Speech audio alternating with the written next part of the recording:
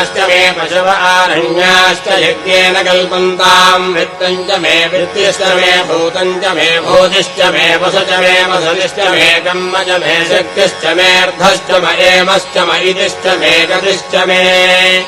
अग्निश्च म इन्द्रश्च मे सोमश्च म इन्द्रश्च मे सविता च म इन्द्रश्च मे सरस्वती च म इन्द्रश्च मे पूषा च म इन्द्रश्च मे बृहस्पतिश्च म इन्द्रश्च मे मित्रश्च म इन्द्रश्च मे वरुणश्च म इन्द्रश्च मे त्वष्टा च म इन्द्रश्च मे धाता च म इन्द्रश्च मे विष्णुश्च म इन्द्रश्च मे शुनौ च म इन्द्रश्च मे मरुतश्च म इन्द्रश्च मे विश्वे च मे देवा इन्द्रश्च मे पृथिवी च म इन्द्रश्च मे अन्तरिक्षम् च म इन्द्रश्च मे ज्योश्च म इन्द्रश्च मे दिशश्च म इन्द्रश्च मे मूर्धा च म इन्द्रश्च मे प्रजापतिश्च म इन्द्रश्च मे अगुंसुश्च मे रश्मिश्च मे दाभ्यश्च मेऽधिपतिश्च म उपागुंसुश्च मेऽन्तर्यामश्च म इन्द्रवायवश्च मे मैत्रावरुणश्च म आश्विनश्च मे प्रस्थानश्च मे शुक्रश्च मे मन्धी च म आग्रजनश्च मे वैश्वदेवश्च मे ध्रुवश्च मे वैश्वानरश्च म रुद्राश्च मे दिग्राह्याश्च म इन्द्राग्नश्च मे वैश्वदेवश्च मे मरुत्वदीयाश्च मे माहेन्द्रश्च म आदित्यश्च मे सावित्रश्च मे सारस्वतश्च मे पौष्णश्च मे पात्रीपदश्च मे हारीयोजनश्च मे युद्धश्च मे बर्हिश्च मे वेदिश्च मे धिष्ण्याश्च मे सृजश्च मे जमगाश्च मे ग्रावाणश्च मे स्वरवश्च मौपरवाश्च मे धिषवणे च मे द्रोणकलशश्च मे वायव्यानि च मे भूतभृत्य म आधवनीयश्च म आग्नेयेर्घम् च मे हविर्धानम् च मे गृहाश्च मे सदश्च मे पुरोडाशाश्च मे वजनाश्च मे वबुधश्च मे स्वगाकारश्च मे अग्निश्च मे घर्मश्च मेऽर्कश्च मे सूर्यश्च मे प्राणश्च मे स्वमेधश्च मे पृथिवी च मे दिदिश्च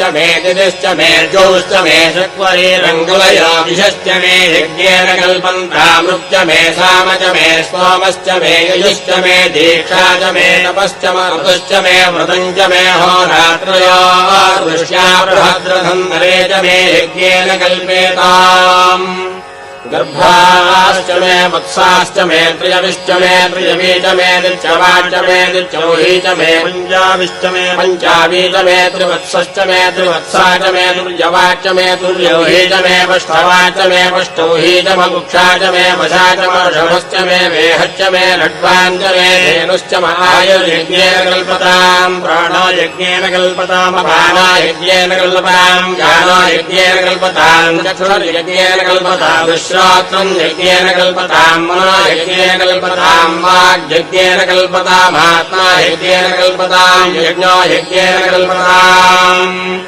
एका च मे तिस्रश्च मे पञ्च च मे सप्त च मे नव च मे एकादश च मे त्रयोदश च मे पञ्चदश च मे सप्तदश च मे नवदश च मे एकविंशतिश्च मे त्रयोविंशतिश्च मे पञ्चविंशतिश्च मे सप्तविंशतिश्च मे नवविंशतिश्च मे एकत्रिंशच्च मे त्रयस्त्रिंशच्च मे चतुस्रश्च मे अष्टौ च मे द्वादश च मे षोडश च मे विंशतिश्च मे चतुर्विंशतिश्च मे अष्टाविंशतिश्च मे द्वात्रिंशच्च मे षट्त्रिंशच्च मे चत्वारिंशच्च मे चतुश्चत्वारिंशच्च मे अष्टाचत्वारिंशच्च मे वाजश्च प्रथमश्चापितश्च क्रतुश्च समश्च मूर्धानम् यज्ञयश्चान्तायनश्चान्तश्च भुवनश्च भुवनश्चाधिपतिश्च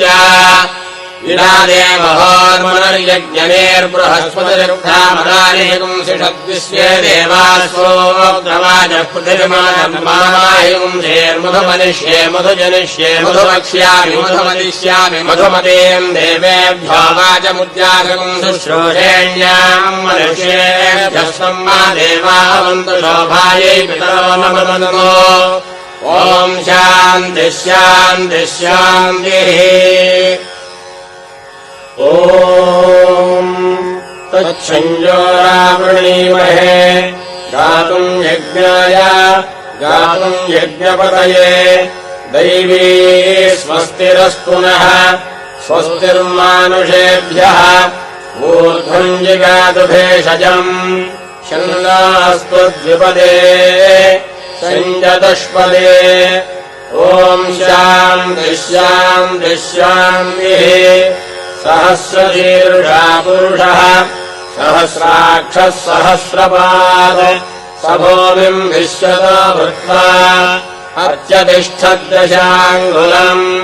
पुरुष एवेदकम् सर्वम् यद्भूतम् यच्च भव्यम् उतामृतत्वस्येशानः विदन्धेनातिरोहति एतावानस्य महिमा अतो ज्यायागुश्च पूरुषः पादोऽस्य विश्वाभूतानि त्रिपादस्यामृतम् दिवि त्रिपादोर्ध्वबुधैत्पुरुषः पादोऽस्येहा भवात् पुनः ततो विश्वम् व्यक्रामद शासनानशने अभि तस्माद्विराडजायत विराजो अधिपूरुषः स जातोऽत्यरिच्यत पश्चाद्भूमिमधो पुरः यत्पुरुषेण हविषा देवायज्ञमतन्वत वसन्तो अस्यासीदाज्यम् ग्रीष्म युद्धः शरद्धविः सप्तास्यासन्परिधयः त्रिसप्तसमिधः कृताः देवायज्ञम् तन्वानाः अबध्नम् पुरुषम् पशुम् तम् यज्ञम् बर्हिषि प्रोक्षन् पुरुषम् जातमग्रतः तेन देवा अयजन्त साध्यार्षयश्च ये तस्मात्